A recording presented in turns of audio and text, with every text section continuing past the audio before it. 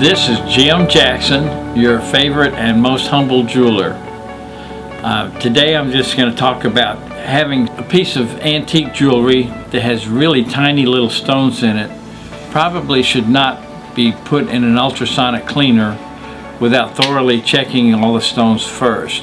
What happens is, a lot of times stones like that are shaken loose out of the mounting. If they haven't been cleaned in a while, sometimes they could be just like held together with dirt.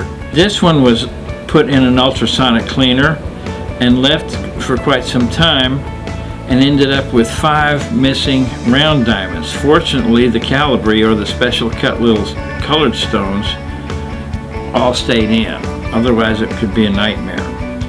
This is a pretty ring, and just to let you know, things that are very intricate should be thoroughly checked over before they're put in a cleaner. Now the jeweler's going to have to find the original stones in the cleaner, or else pick out some that will match and replace them.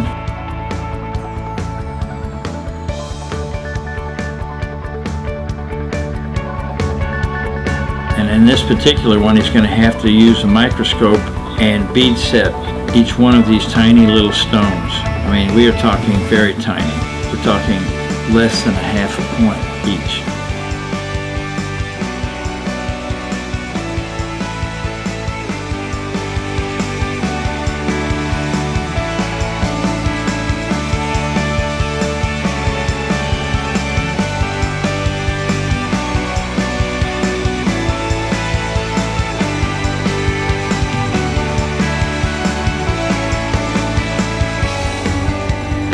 So be mindful, don't over clean. If it's an antique, check it out thoroughly first. And that's all I have to say about that.